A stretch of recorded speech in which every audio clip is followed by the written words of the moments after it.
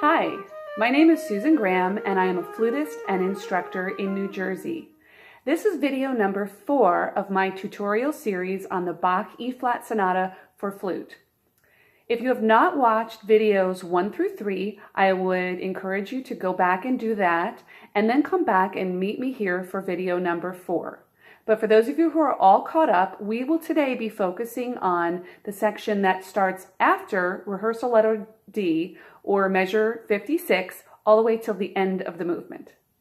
Measure 56 has a very curious articulation marking, which we also saw in measures 44 through 46. Now, I forgot to mention this in the last video, but I do want to talk about that marking. What we see in measure 56 are staccato markings over those 3 eighth note Cs, and then we also see a slur over that. So what are we supposed to do? Are we supposed to play those short and staccato, or are we supposed to play them legato like we would do with a slur? That marking is called portato, not potato, portato. And portato is an Italian word. The word portato means to play with a smooth and pulsing articulation. It's usually seen in music of string players, and the way a string player would do portato is to do one bow going in the same direction, and so they would make those notes like bow, bow, bow, bow, like that. There would be a little stop in between the notes, but it would all be one bow rather than bowing back and forth. A better string player could give you a better description of that than I could.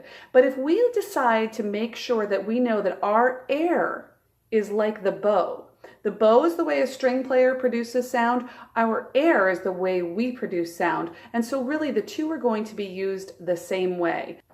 Portato could be described as an effect that is sort of midway between staccato and legato, sort of a modified legato or a modified staccato, depending on how you look at it. In measure 56, you have 4 repeated C eighth notes, and it would be a really good idea to make each C a little bit longer than the one before it. This will actually help with the crescendo that's marked.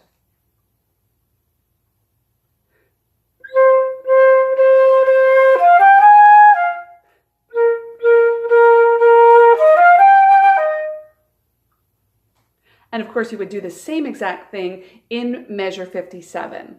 Make sure that you don't get too loud in measures 56 and 57. The dynamic is marked piano, and if we look at measure 58, we have a mezzo forte, and we want to make sure that we're making a really good contrast there.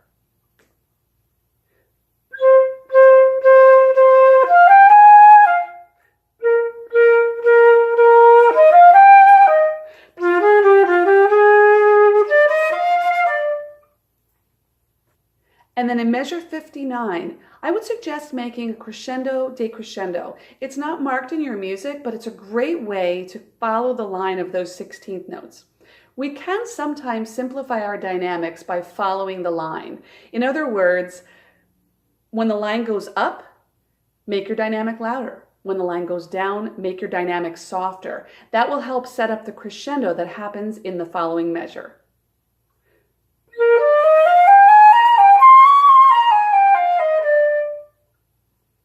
So again, make sure that you make a decrescendo at the end of measure 59 to help set us up for the crescendo that starts in measure 60. If we're too loud on the downbeat of measure 60, it's going to be really hard to make a crescendo. In video number 2, we talked about the crescendo in measure 18 and using beats 2 and 4 to propel the crescendo forward. We're going to do the exact same thing starting in measure 60 because the phrase is pretty much the same thing.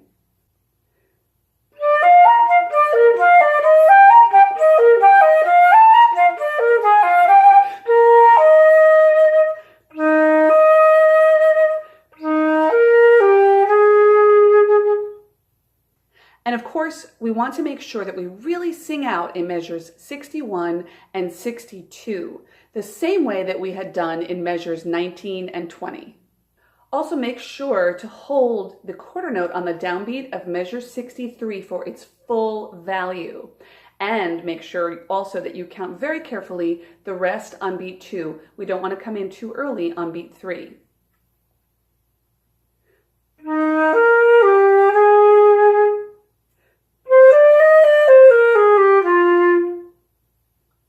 The material in measure 64 is very similar to what we had in measure 22, but once again we have a discrepancy in our articulation. Now suddenly we have this portato marking again, and in measure 22 we didn't have the portato marking at all. So should we play it portato? Should we play them staccato? Should we play them legato? That's a choice you're going to have to make with your teacher, but here are a couple of different ways that you could do it. If we followed exactly what was on the page, which is the portato marking,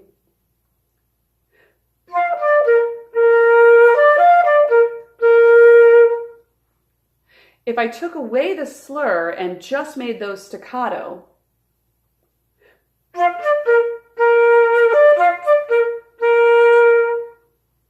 again, talk with your teacher to find out the way that is best for you. I would encourage you to play short on the 8th note that's on beat 4 in measure 64, right before the breath mark. That will enable you to have enough time to take the breath mark. I also like to give a little bit of an air accent on the tie that is leading into measure 65.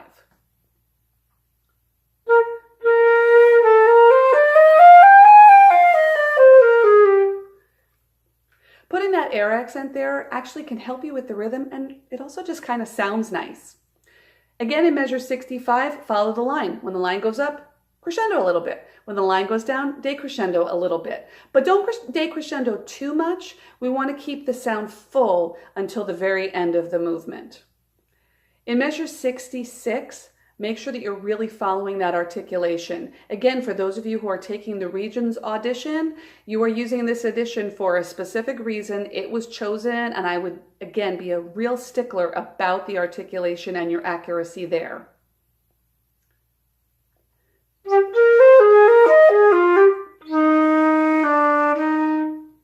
So note where the slurs are and really observe them. In measure 67, I would suggest a breath after the E flat on beat 3. That will help you set up your trill that's on beat 4, which, you guessed it, starts on the upper note. It's an E flat to D trill, so it would sound like this.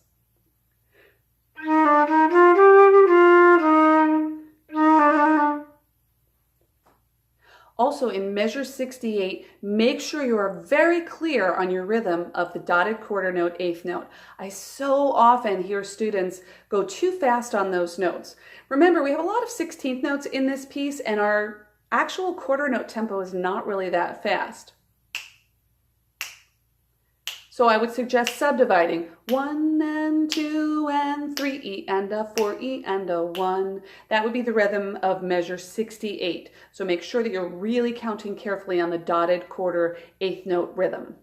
Also, as you're going into measure 69, don't let that G fade away. Make sure that you taper the end of the note so that it doesn't go flat. Also in measure 69, make sure that you're counting very, very carefully on your rests so that you don't come in early on that high B flat. And when you do come in on that high B flat, make sure that it's not too loud. We really want that phrase to lead to the downbeat of the next measure.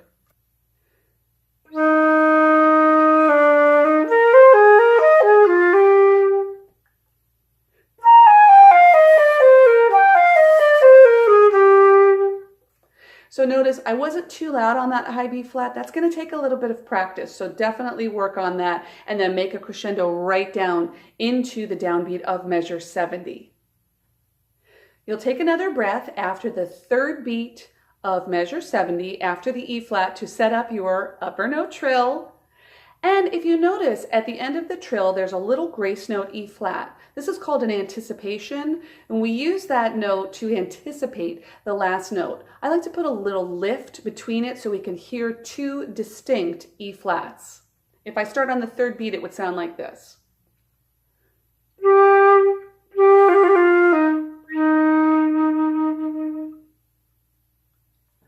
Also, because it's the end of the movement, I can slow down just a little, and I like to do that slowing down more by just delaying the last note, almost like you forgot to play it, like, oops, I got to play that little note right there. I don't like to have a lot of slowing down at the end of the movement, of this movement or of any movement. We all know the end is coming. Don't keep slowing down, just finish the piece already. Yes, we do want to broaden it out a little bit, but don't overdo it. It's not stylistically appropriate. I just don't think it sounds that good and it's lacking in energy. In the next video, we will move on to the second movement, focusing on the beginning through measure 21. And if you haven't put the measure numbers in that movement, please do so before you watch that video. That way you can follow along a little bit easier. I hope you found value in this. Please shout out any appropriate comments below. And if you haven't done so already, please subscribe. The next video will be coming out next Friday. Keep practicing.